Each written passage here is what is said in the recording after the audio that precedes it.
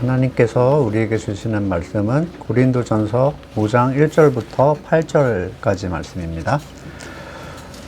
여러분 가운데 음행이 있다는 소문이 들립니다. 자기 아버지의 아내를 데리고 사는 일까지 있다고 하니 그러한 음행은 이방 사람들 가운데서도 볼 수 없는 것입니다. 그런데도 여러분은 교만해져 있습니다.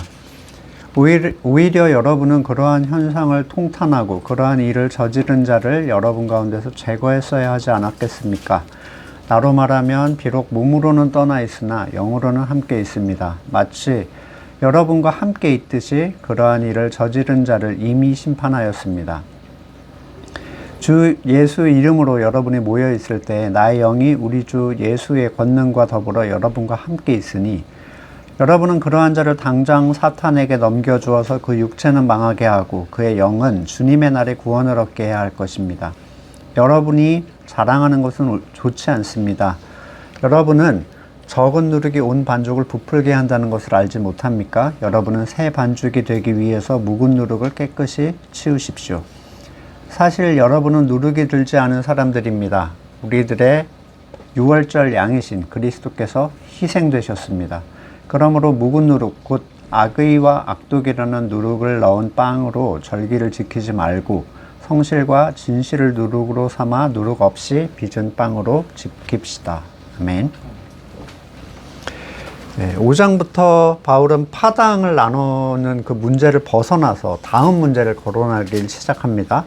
음행에 관한 문제인데, 바울이 언급하는 이 음행에 관한 문제는 단순히 한 사건만을 말한 게 아닙니다. 자기 아버지의 그 철을 데리고 사는 일까지 있다고 하니 라는 표현 속에서 지금 이 언급된 사건은 극단적인 사태에 대한 언급일 뿐 그보다 살짝 수준이 약한 거는 보편적으로 있었다는 거죠. 바울이 2절에서 이 일들에 대해서 그러한 현상이라고 언급함으로써 이게 고린도 내에 일어나고 있는 내적 문제의 결과물들이라고 얘기를 하고 있는 거예요. 고린도는 처음에도 언급을 했다시피 성적 타락으로 굉장히 유명한 동네였습니다. 돈이 모이고 또 각지의 사람들이 왔다 갔다 하는 곳에는 당연히 향락 문화가 발달할 수밖에 없죠. 사람이 먹고 살만하면, 그러니까 여윳돈이 막 생기기 시작하면 추구하는 대표적인 게 성적인 어떤 타락인데 세상에 속한 거의 모든 곳에서 발생하는 일입니다. 그래서 가장 성적으로 문란한 곳은 기득권층이 가장 문란해요. 잘 보이지 않지만. 고린도는 그러한 지역 중에서도 이 성적 타락으로 굉장히 유명한 동네였는데 표현 중에 고린도 소녀, 이 표현은 고급 창녀를 뜻하는 표현이에요. 기가 막힌 얘기인 거죠. 역사가 플루타르코스는 고린도에서 태어난 여자는 다 창녀가 된다, 이런 얘기까지 했어요. 실제로 아프로디테 신전에 1000명의 창기가 있었잖아요. 그리고 그들을 통해서 고린도가 부를 쌓은 도시가 되었다라고까지 얘기를 할 정도. 그러니까 신전에만 창기가 1000명이 있으니까 그 외적인 곳에는 어마무시한 거죠, 이 숫자가. 이 고대 근동에서 자기 아버지의 아내를 데리고 산다, 이 의미는 친모 개념이 아니라 첩 또는 계모의 개념으로 이해를 했는데, 르우벤도 그러한 문제를 한번 일으킨 적이 있잖아요. 이런 이유는 나이 많은 사람이 굉장히 어린 여자랑 다시 부부 또는 그 관계를 맺는 거예요. 데리고 사는 거죠. 그러니까 자기 아들보다 더 어린 여자를 데리고 살면서 한 집에 있으면 남편이 호호 할배인데 아들은 나랑 또래야. 그러니까 문제가 발생하는 거예요, 계속. 게다가 피도 한 방울도 안 섞였고. 하지만 그럼에도 이런 일들은 이방인들 중에서도 굉장히 혐오스럽게 생각하는 문제였습니다. 왜냐하면 이 시대는 굉장히 가부장적 시대였기 때문에 아버지의 아내를 범하는 것은 한 가정을 파탄낼 뿐만 아니라 그 집안의 자녀로서 자녀가 아버지의 가정을 파탄낸 격이잖아요. 그래서 이방에서조차도 수치스러운 일로 봤고 아테네 법에서는 이러한 경우에 시민권 박탈, 재산 몰수 같은 처벌을 했고 또 철학자들도 자연 법칙에 어긋나는 일이다 라고 굉장히 비난을 했다고 해요. 로마법에서는 범죄로 규정을 해서 결혼 무효, 추방, 재산 몰수, 일부는 사형까지도 시켰다고 합니다. 그러니까 세계 어느 나라든 이걸 좋게 그냥 봐주는 데는 없어요. 그러니까 우리나라에서도 뭐 개족보다 이런 표현이 있죠. 그냥 뭐 동물처럼 앞뒤 분간이 없는 상태. 근데 이 고린도는 교회 안에서 이런 문제가 자행이 되고 있었다는 거예요. 그리고 대다수가 암묵적으로 그걸 용인하는 분위기. 고린도 교회 성도들은 이런 일이 있음에도 성도 중에 그런 일이 발생했다는 사실에 통탄해하지도 않았고, 그러한 사람들을 성도 가운데 그대로 둔 채로 왕처럼, 자기가 왕이나 된 것처럼 굉장히 교만하게 행동을 하고 있었습니다. 이런 사건까지 발생했다는 것은 이미 그들 사이에 성적 타락이 보편적으로 일어나고 있었다는 건데, 나도 그렇고 너도 그러니 쟤도 좀 봐주자, 이런 거예요. 이게 독특한 현상인데, 더 큰 죄를 지은 사람을 봐주면 내 거는 굉장히 약해지는 거죠. 네. 별게 아닌 기적이 나타나는 거예요. 제 거를 봐주면. 아, 쟤 좀 봐줘. 이거는 사랑도 아니고 포용도 아니고 연합도 아닙니다. 근친 결혼을 한 사람도 있는데 간음 좀 하고 사창가 좀 가는 게 뭐가 그렇게 문제가 되냐, 이런 마음이 들 수밖에 없겠죠. 그들 가운데 이미 이런 성적 타락을 불편해하거나 괴로워하는 마음이 사라지고 있었어요. 우리 동네는 원래 그런 동네니까, 우리는 옛날부터 다들 이렇게 해왔으니까, 그런 일상적 문화에 대한 자기 합리화는 결국 고린도 교회를 이방인들의 도덕적 수준도 되지 못하는 사람들로 만들어 버렸습니다. 한 100억쯤 헤쳐먹은 사람이 있으면 돈 100만 원 정도는 티도 안 나는 거예요. 그걸 뭐 문제를 삼어, 이렇게 되는 거죠.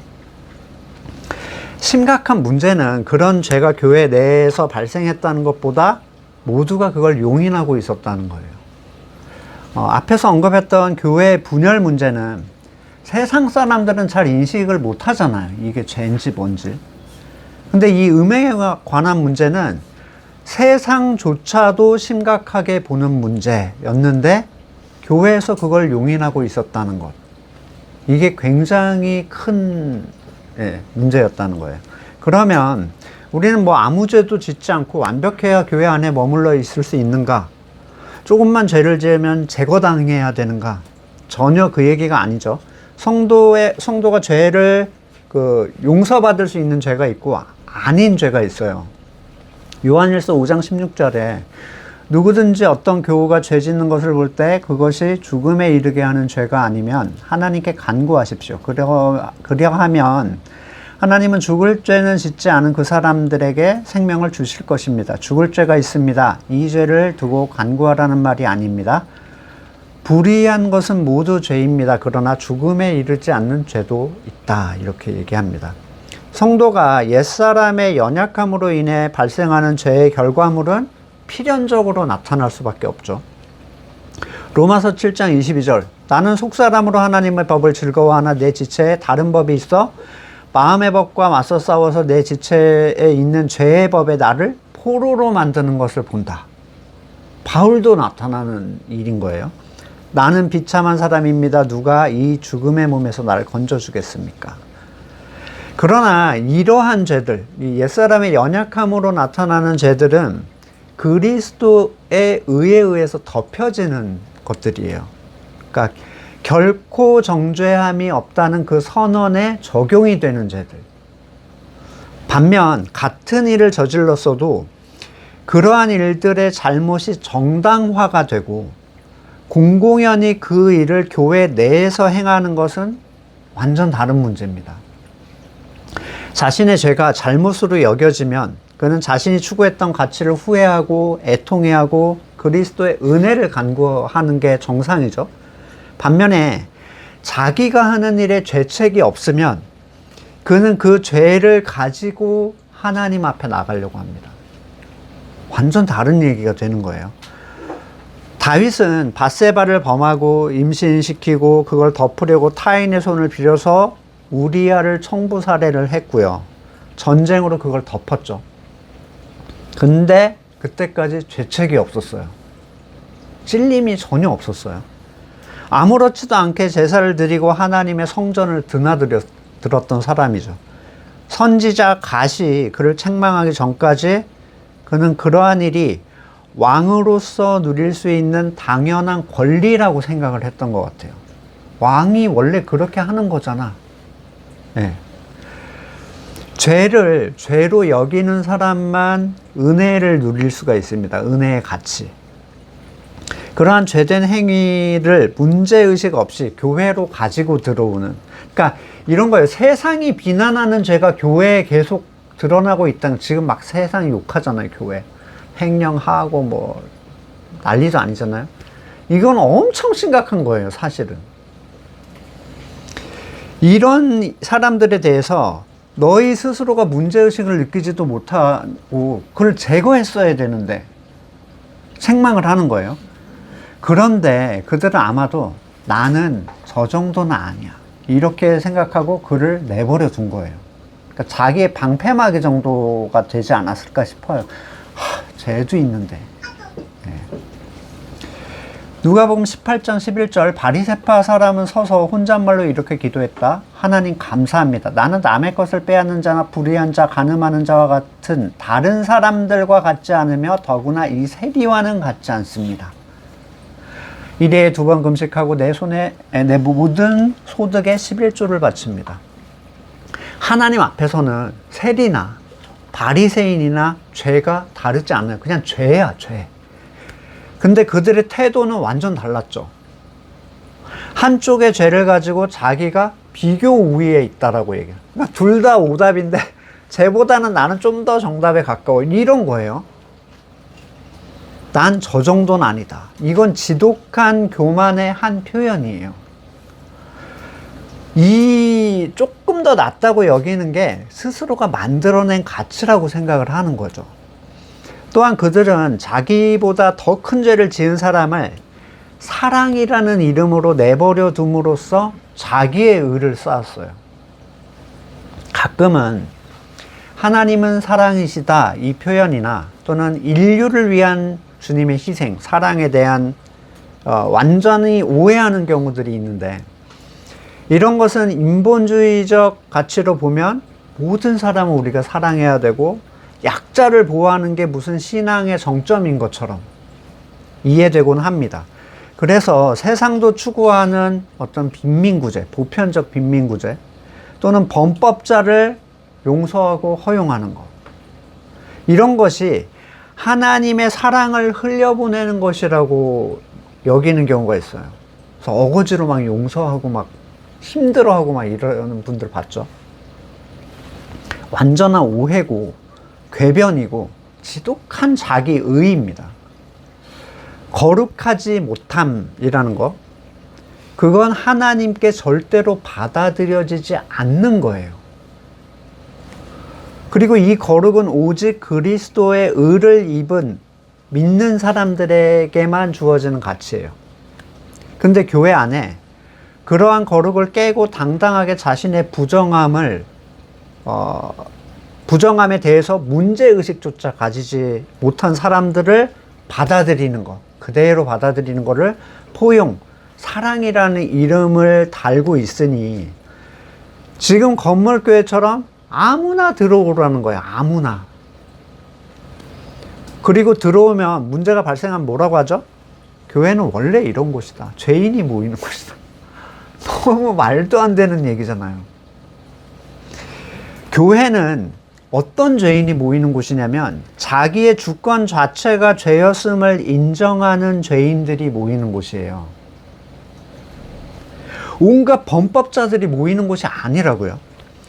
그러니 온갖 흉악범들이 뭘 해줘? 이미지 세탁을 하기 위해서 기독교에 귀의하거나 목사가 되거나 선교사가 됩니다. 세상 사람들이 왜 교회를 욕하는가? 그리스도의 의 때문에 욕하는 경우는 거의 없어요. 그죠? 생명이 달라서 욕하지 않습니다. 교회가 너무 이기적이고 도덕적으로 타락했고 세속적임에도 불구하고 자기들이 하나님의 자녀요 그리스도의 사랑을 전한다는 얘기를 부끄럼도 없이 하기 때문이에요. 그러한 얘기는 뒷절에서 좀 더 자세하게 나옵니다. 바울은 3절에서 자신이 비록 몸은 떠나 있지만 영으로 함께 있다 이런 얘기를 하고 이해하기 어려운 얘기를 하는데 무슨 영이 뭐 유체 이탈을 해가지고 그들이 어떻게 살고 있는지 무슨 죄를 짓고 있는지 살핀다는 얘기인가? 종종 다른 사람의 죄를 본다라는 은사를 받았다는 자들의 그 얘기를 제가 전해 듣곤 하는데 굉장히 비성경적 얘기거든요. 그들이 본다라는 죄는요, 기껏 세상에서 부정적으로 여기는 가치들이에요. 기껏해서. 정말 죄는 세상에서 가장 선하게 살아도 가득합니다. 진짜 죄는. 하나님이 보시는 죄 있죠. 그리고 거듭나지도 않았는데 무슨 죄를 너에게 회개하라고 하신다. 뭐 이렇게 얘기해요. 그 사람들이. 근데 만약에 아다리가 맞았다. 그러면 그는 완전 하나님의 사도가 되는 거야. 그 말을 하는 당사자가 건물교회에 갇혀서 교회 일이나 하고 있는데 그게 정상적인가요? 자, 자기를 신령하게 보이려고 하는 사람을 두려워할 필요가 없어요. 설령 그분들이 여러분이 불편하게 생각하는 어떤 걸 정확하게 찔러도 그건 중요한 게 아닙니다. 그 사람이 그걸 찔러주면 여러분 그거 고칠 수 있어요? 안 찔러도 불편했잖아요. 안 찔러도 나도 알고 있던 거잖아. 누가 안 찔러줬기 때문에 못 고친 거예요, 여태까지? 너의 죄를 알고 있다. 이딴 소리 하는 사람은요, 다시는 보지 마십시오. 그 사람은 가까이 해서는 안 되는 사람이에요. 골로새서 2장 5절, 나는 육체로는 비록 떠나 있으나 영으로 여러분과 함께 있으며 여러분이 질서 있게 살아가는 것과 그리스도를 믿는 여러분의 믿음이 굳건한 걸 보고 기뻐하고 있습니다. 고린도 교회뿐만 아니라 지금 골로새, 이 골로새서에서 모든 하나님의 교회와 모든 성도는 늘 함께 있는 것이다 라는 얘기를 하고 있는 거예요. 모든 교회는. 그들이 의식을 하든 아니든 간에. 바울은 고린도 교회 소식을 아볼로로부터 자세히 들었죠. 그는 멀리서 모든 것을 알고 있는 막 전지적인 능력을 가지고 있는 게 아니었습니다. 그러나 그 소식을 들었을 때 그 심령이 매우 고통스러웠을 거예요. 왜냐하면 그 문제를 일으킨 사람들이 교회의 한 몸이었기 때문에. 영이 함께 있다는 것은 그들이 하나의 몸을 이루었다는 걸 얘기를 합니다. 미미한 연합을 가진 어린 성도는 다른 지체의 영적 아픔을 잘 못 느껴요. 미미한 연합을 한 사람들.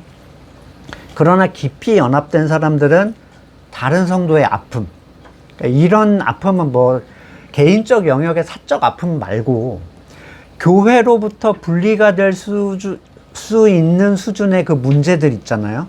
그걸 볼 때 굉장히 마음이 아파합니다. 불안해지고 힘들어져요. 왜냐하면 한 몸이니까. 여기 있는 누구라도 교회로부터 분리되려 하고 자기의 심각한 문제를 죄가 아니라고 막 얘기하기 시작하면 우리는 다 같이 고통을 느끼게 될 거예요. 왜냐하면 조만간 그가 떨어져 나갈 것이기 때문에, 그걸 직감하기 때문에. 신체의 한 부분을 잃는다는 건 굉장히 고통이죠.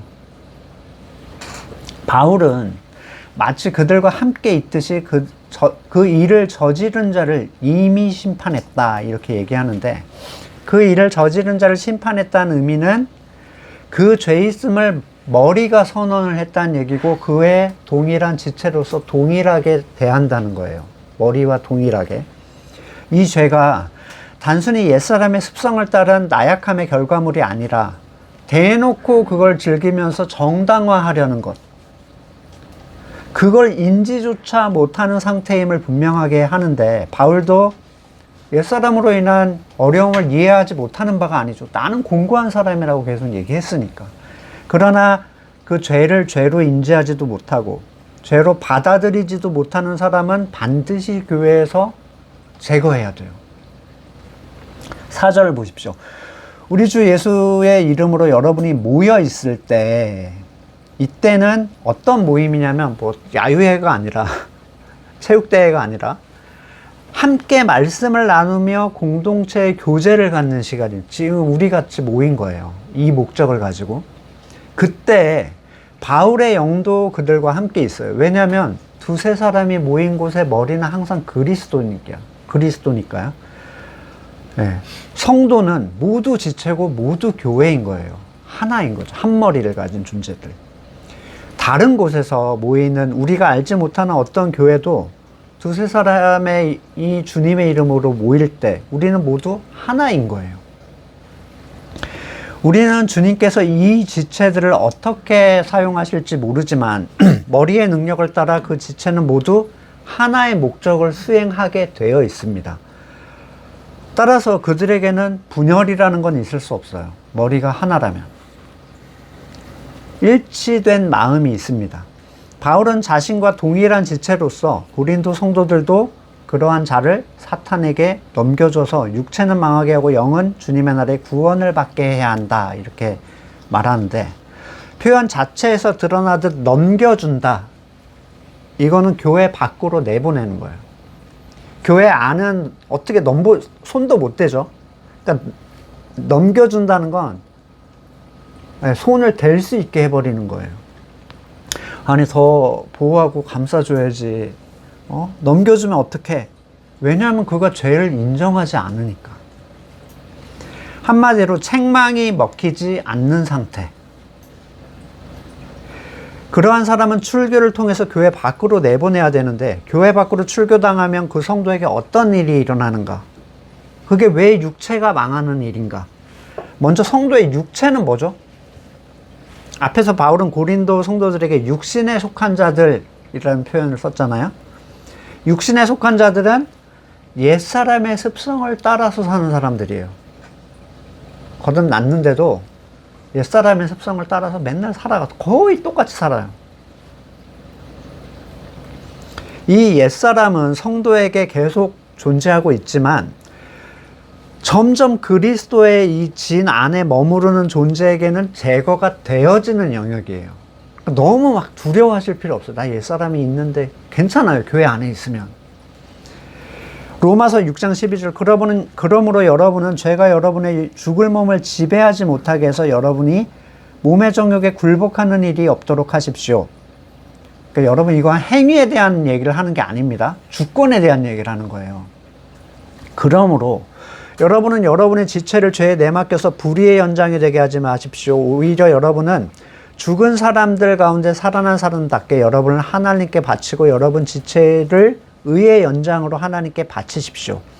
여러분은 율법 아래 있지 않고 은혜 아래 있으므로 죄가 여러분을 다스릴 수 없을 것입니다. 울타리 안에 있는 사람들에 대한 얘기죠.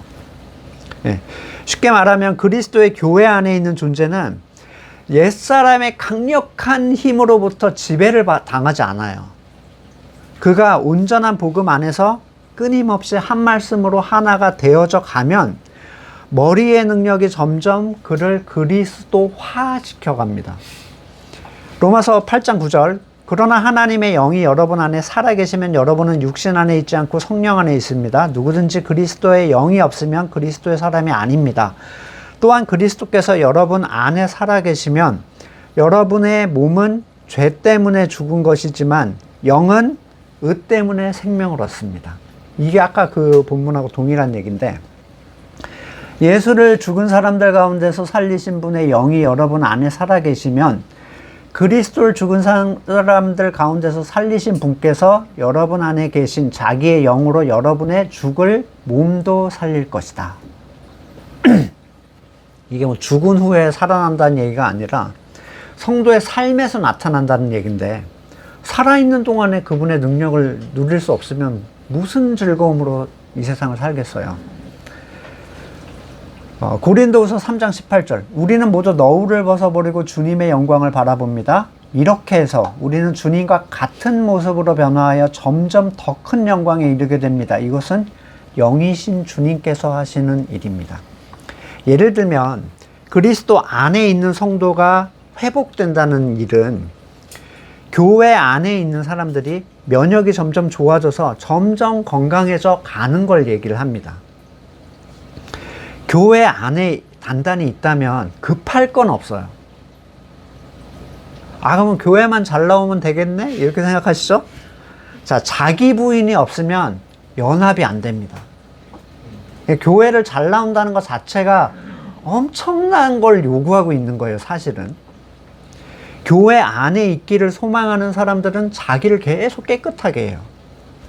요한일서 3장 2절, 사랑하는 여러분, 우리는 이제 하나님의 자녀입니다. 앞으로 우리가 어떻게 될지 아직 밝혀지지 않았습니다만 그리스도께서 나타나시면 우리도 그와 같이 될 것임을 압니다. 그때 우리가 그를 참 모습대로 뵙게 될 것이기 때문입니다. 그에게 이런 소망을 두는 사람은 누구나 그가 깨끗하신 것 같이 자기를 깨끗하게 합니다. 자기 부인에 대한 얘기인데, 시간이 걸리더라도 하나님의 때에 그는 건강을 회복하게 돼요. 이건 약속된 일일 뿐만 아니라 결코 정죄함이 없다는 안전장치까지 걸려 있어요.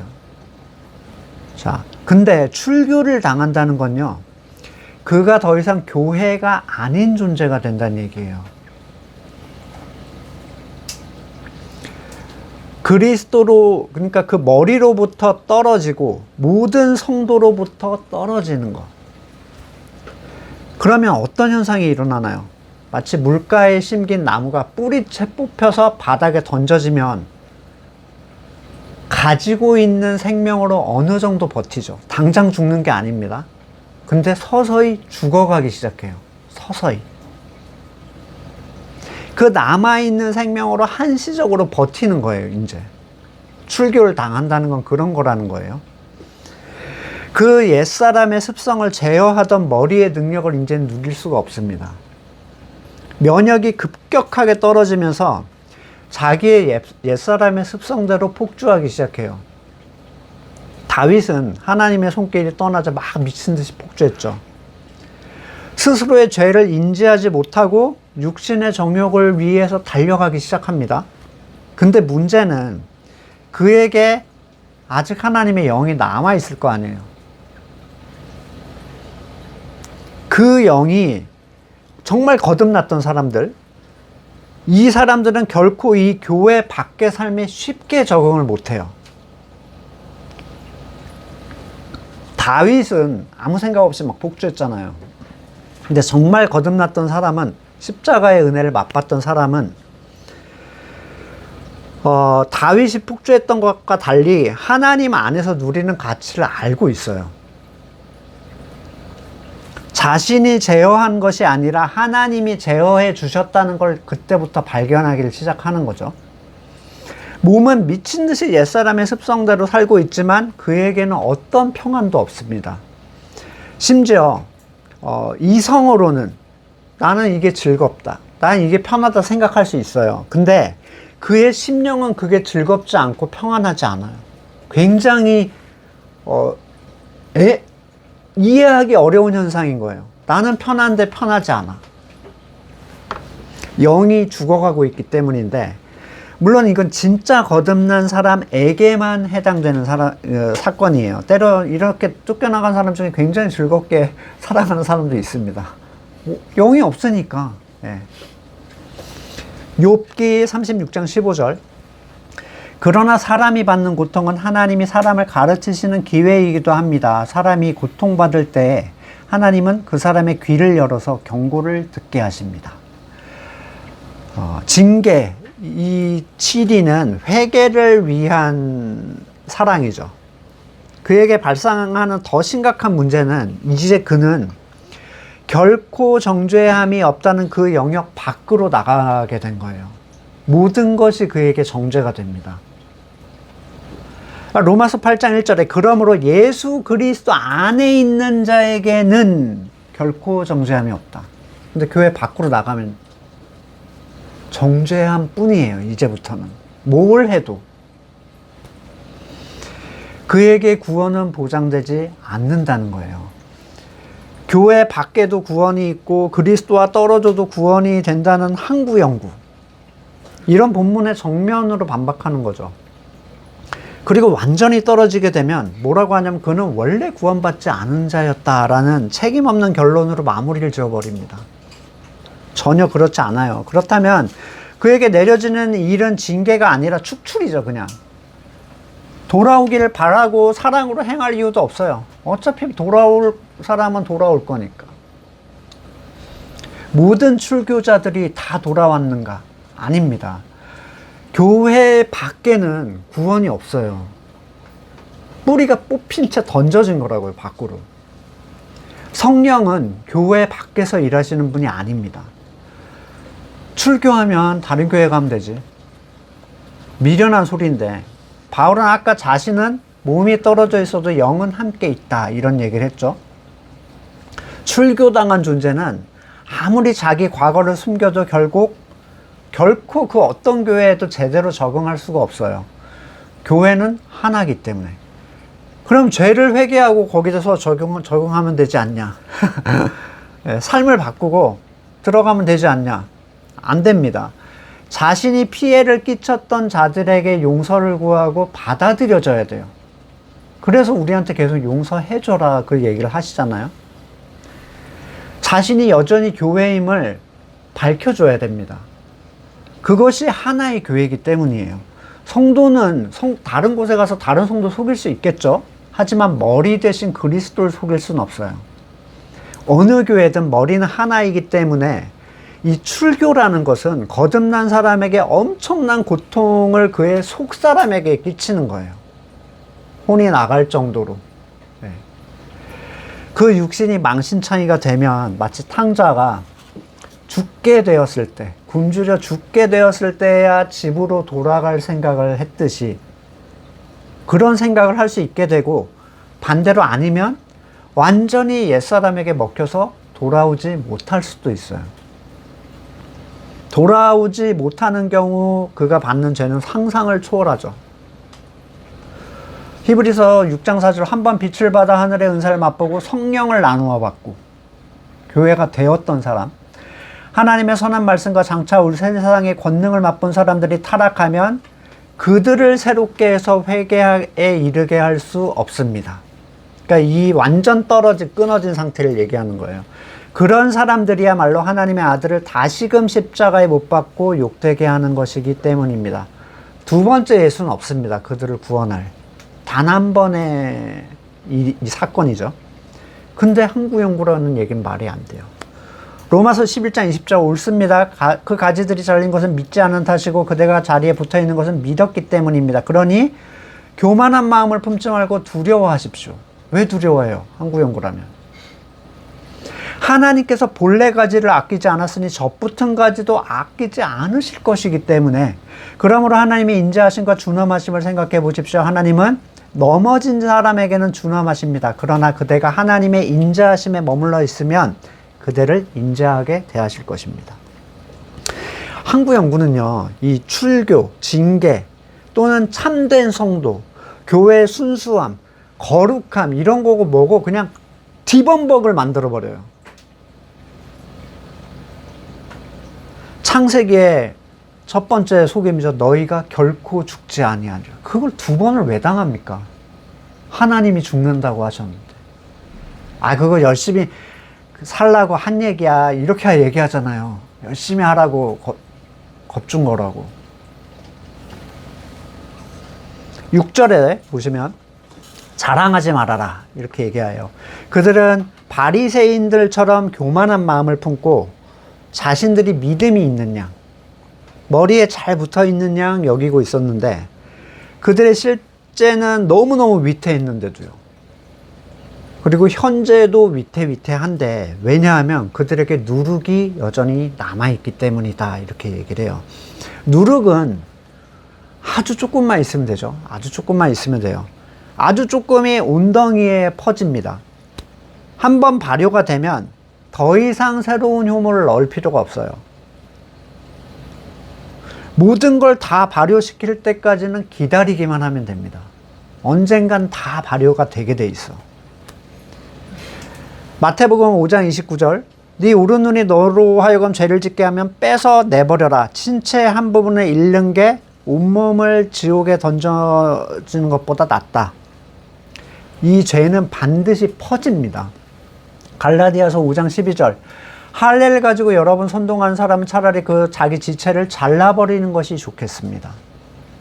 6월절에 단지 빵에 넣지 않아야 할 뿐만 아니라 모든 영토 안에 있는 누룩을 제거해야 됐어요.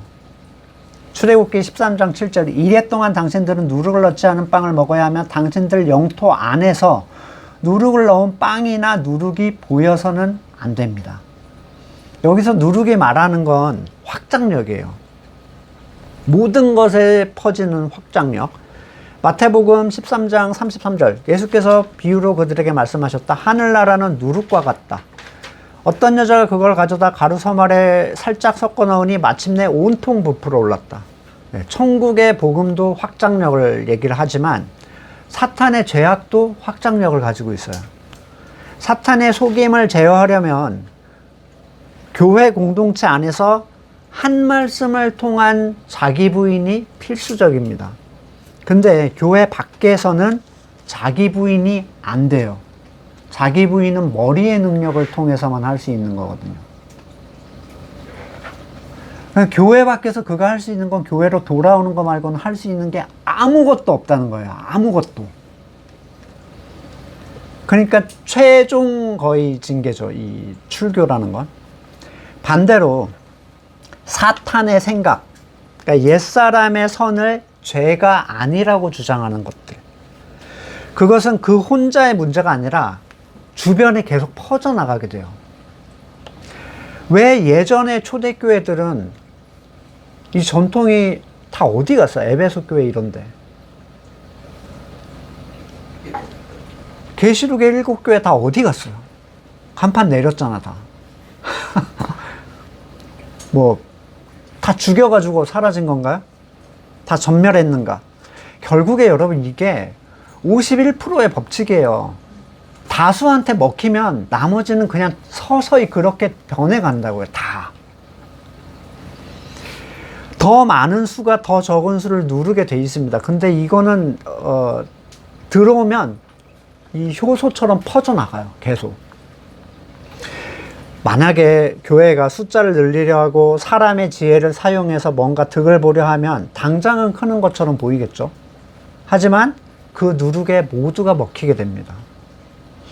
누룩을 치우라는 건 두 가지 의미로 보는데, 먼저 죄를 고집하는 자를 먼저 출교하는 거예요. 걔가 이제 핵심 누룩이죠. 그 사람을 그대로 두면 모두에게 불행한 결과를 가져와요. 두 번째로 그 죄에 암묵적으로 동조하고 있는 생각을 처리하는 거예요. 각자의 마음에서. 네가 뭐라 하든 난 이렇게 생각할 거야. 라는 것은 겉으로 드러나지 않는 것 같아도 속일 수 없습니다. 그는 온전히 연합할 수 없고 점점 자신이 옳다는 것을 드러낼 수밖에 없어요. 속에 있는 게 무조건 밖으로 나오는 거예요, 사람은. 우리는 체험적으로 여러 번 경험을 같이 했죠. 처음에 와서 여러분 처음에 오신 분들이 막 처음부터 막 충돌을 일으키고 안 합니다. 눈치 딱 보고 분위기 살피고 어디서 꺼낼지, 어디서 발을 뻗을지를 봐요. 나가신 분들 대부분은 자기만의 포기할 수 없는 어떤 걸 가지고 있었어요. 그죠? 그리고 이곳이 조금 편해지면 서서히 자기 생각을 꺼내서 주입시키기 시작합니다. 그리고 그걸 인정받으려고 해요.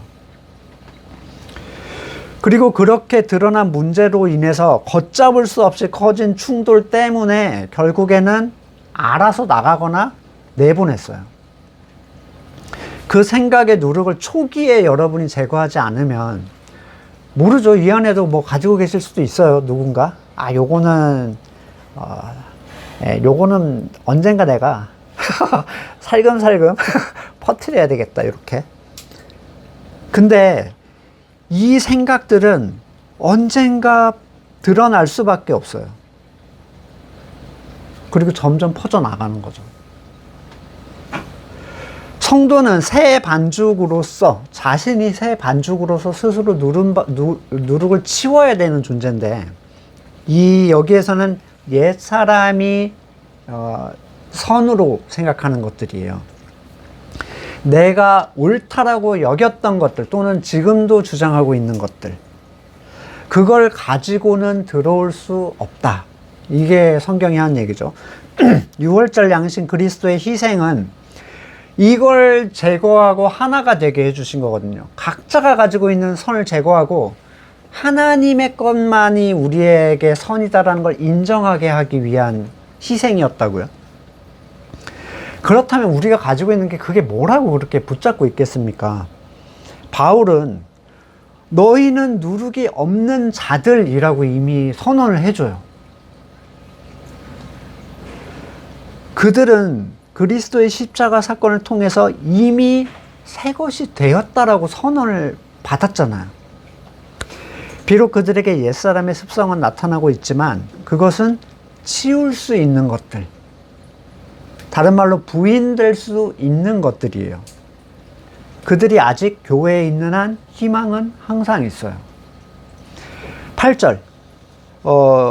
미안한 얘기지만 어떤 목사님들은 이 구절 가지고 보라고 절기를 지키라고 했다고.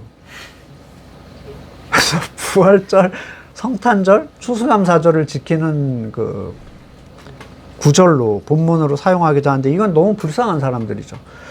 유대의 절기도 다 무너진 이 마당에 가톨릭이 만들어 놓은 걸 지켜야 된다라는 건 말도 안 되는 거죠. 이 6월절 절기는 영적 절기예요. 이 절기는 특별한 날에만 지키는 예전 수준의 그런 절기가 아닙니다. 우리가 일상에서 매일 일어나는 절기인데, 참된 안식일이 주일이 아니라 하나님이 쉬신과 같이 자기 일을 쉬는 것이라고 얘기한 것처럼 영적인 6월절도 자기를 부인하고 남아있는 누룩을 계속 제거하고 그리스도의 피를 문설주에 바르는 그런 절기죠. 바울은 이 뒤섞여 있는 누룩을 악의와 악독이라고, 누룩이라고 표현하는데 뭐 대단한 악행을 얘기하는 게 아니에요. 이 교회의 본 지체, 그러니까 그리스도의 몸에 섞일 수 없는 것, 나로부터 나온 어떠한 가치를 얘기를 하는 겁니다. 그것 때문에 아까 같은 문제가 결과로 나타났을 뿐인 거죠. 타락한 생각을 내가 계속 주장하는 사람이든, 뭐 사람의 의라든가, 뭐 지구평형이라, 우리 그것 때문에 나간 분 있잖아요. 우리가 지구평형은 아니라고 했다고. 그건 특수한 예지만 사실 우리한테는 이런 지구평형 같은 게 있을 수 있어요. 각자에게. 꺼내놓지 않았거나 아니면 내면에 아직 나도 모르는 채 가지고 있는 것들. 머리의 생각으로부터 나온 게 아니라면 그건 조만간 그에게 독이 됩니다. 예. 아무리 강한 팔, 다리, 심장도 내 거가 아니라면 하나가 될 수 없어요. 다른 지체는요, 아시죠? 서로 죽인다고. 서로가 서로를 적으로 생각해요. 그래서 면역을 제거해가지고 유지시키려고 하잖아요. 영은 영이고 육은 육이다.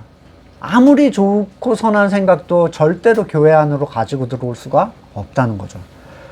성실과 진실을 누룩으로 삼아라고 하는데 굉장히 이 원어적 표현이 굉장히 재밌어요. 성실로 번역된 에일리크리네이아스, 이게 햇빛 아래서 판단하다라는 표현이에요.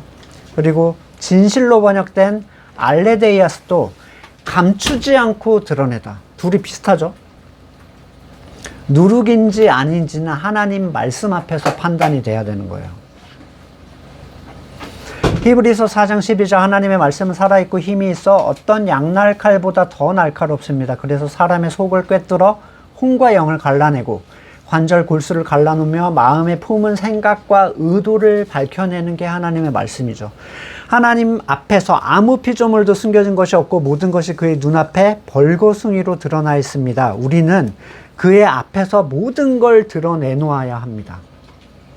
이게 성실과 진실을 누룩으로 삼는 사람의 모습이에요. 다 꺼내놓는 거예요. 말씀 앞에.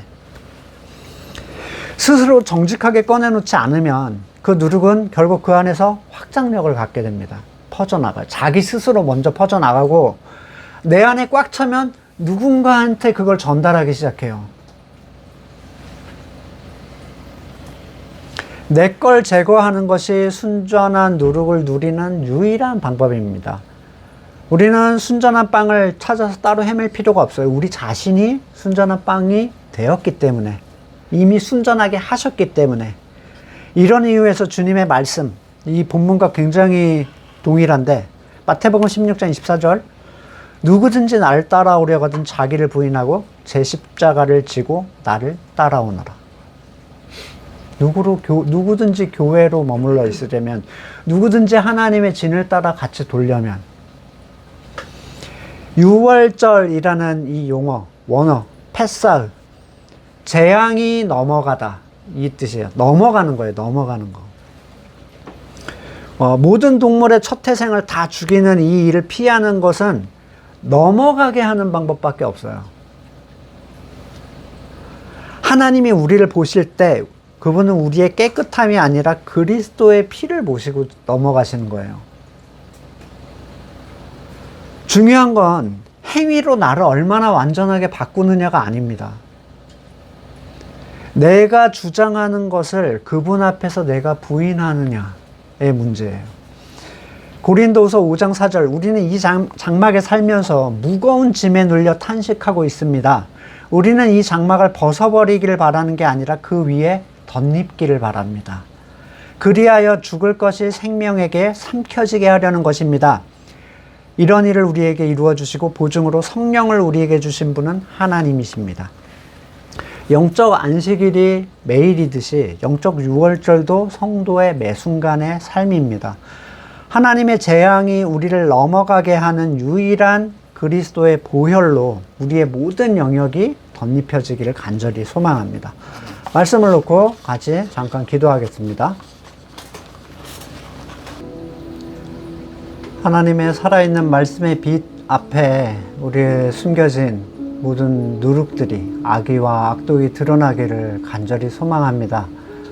날마다 자기를 부인하며 자기 십자가를 지고 성실과 진실의 떡으로 주님의 안식일, 유월절을 참여할 수 있는 우리가 되도록 은혜를 베풀어 주시옵소서. 지금은 우리 구주 예수 그리스도의 은혜와 하나님의 사랑과 성령의 교제케 하심이 순전한 떡으로 주님의 교회로서 머물기를 소망하는 우리 성도들과 그의 삶의 자리 가운데 지금으로부터 영원까지 함께 하시기를 간절히 축원드립니다. 아멘.